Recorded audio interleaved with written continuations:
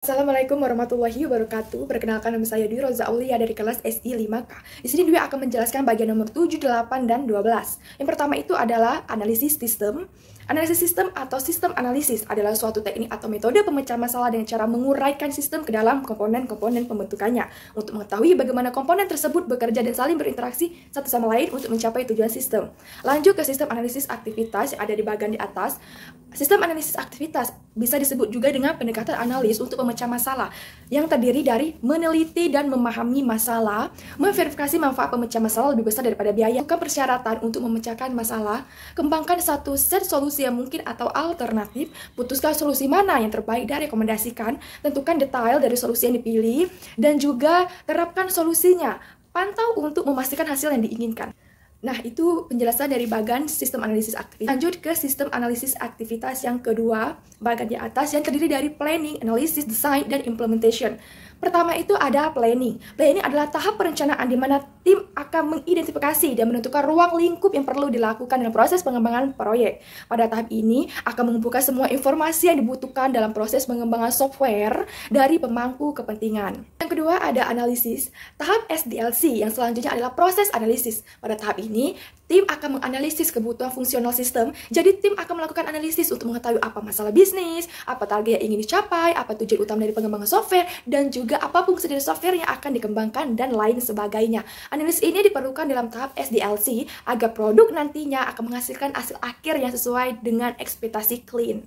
Nomor 3 ada desain. Berdasarkan rekrutmen yang telah ditentukan sebelumnya, maka tim akan membuat rencana desain atau spesifikasi desain. Nah, beberapa aspek desain yang akan ditentukan seperti arsitektur. Arsitektur ini biasanya membahas pemrograman yang akan digunakan, desain software secara keseluruhan, dan lain sebagainya. Dan juga ada user. User ini mengidentifikasi bagaimana cara user ketika berinteraksi dengan software, serta bagaimana cara software memberikan respon. Platform ini tempat software dapat berjalan seperti Android, iOS, Linux, dan lain sebagainya. Dan juga ada security.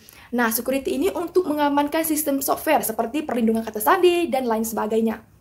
Rincian desain tersebut kemudian akan dibahas dengan para pemangku kepentingan. Tim akan menjelaskan dengan berbagai parameter seperti risiko, teknologi, dan juga kapabilitas. Dan juga ada kendala proyek, waktu, dan anggaran. Setelah itu pemangku kepentingan akan meninjau kembali desain tersebut dan menawarkan umpan balik dan saran. Nah, keempat ada implementation.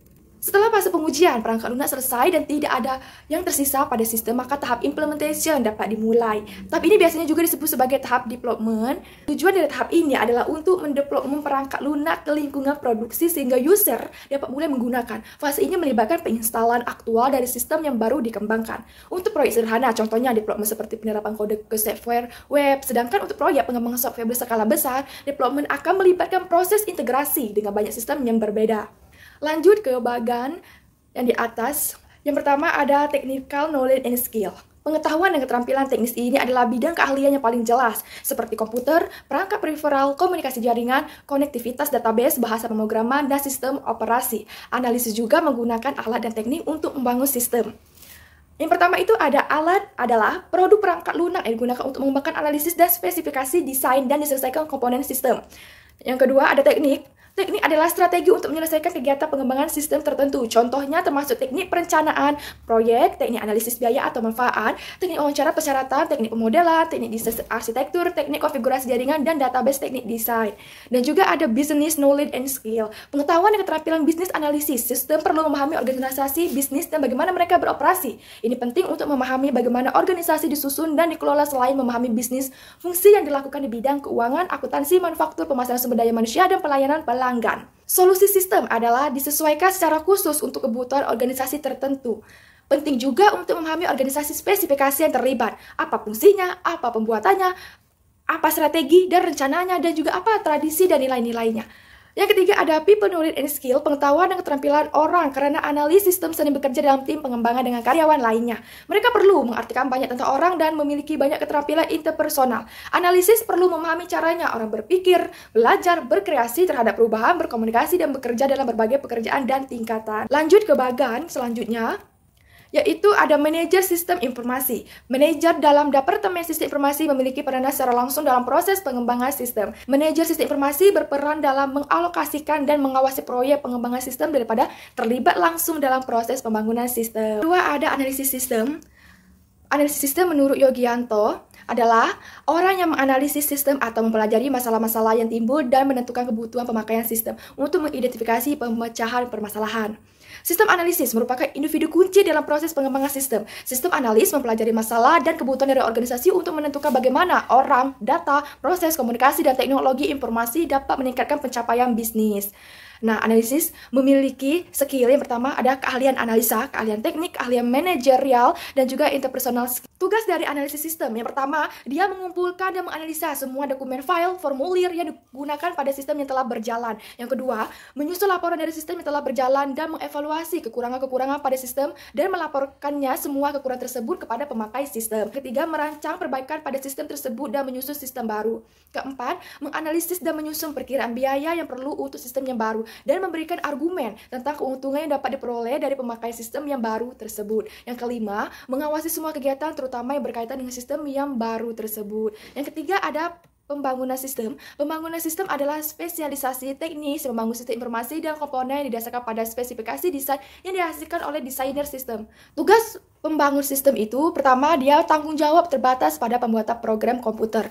Pengetahuan terbatas pada teknologi komputer seperti sistem komputer dan bahasa-bahasa program. Pekerjaannya bersifat teknis dan harus tepat dalam pembuatan instruksi-instruksi program. Pekerjaannya tidak menyangkut hubungan dengan banyak orang, hanya dengan sesama programmer dan analisa sistem saja. Yang keempat ada desainer sistem. Desainer sistem adalah spesialisasi teknis yang menerjemahkan persyaratan bisnis pengguna sistem dan pembatasan solusi teknis. Di bagian itu telah terjelas penggunaan sistem. Pengguna sistem adalah pelanggan yang akan menggunakan atau terpengaruh sistem informasi pada basis reguler. Mengcapture, memvalidasikan, memasukkan, menanggapi, menyimpan, dan bertukar data dan informasi. Dan juga ada business manager. Kelompok dalam pengembangan sistem adalah manajer bisnis, misalnya kepala bagian atau kepala departemen atau eksekutif perusahaan. Manajer itu penting karena mereka memiliki kekuatan pendanaan, pengembangan sistem, dan mengalokasikan sumber daya yang diperlukan untuk keberhasilan proyek. Penggunaan sistem internal itu terdiri dari pekerjaan administrasi dan layanan, staf teknis dan profesional, manajer, supervisor, manajer menengah, dan manajer eksekusi. Untuk penggunaan sistem eksternal itu terdiri dari pelanggan, pemasok, rekan kerja, dan karyawan. Baiklah, itu penjelasan Dwi. Mohon maaf apabila ada kesalahan kata. Dwi akhiri wabillahi taufiq wal hidayah. Wassalamualaikum warahmatullahi wabarakatuh.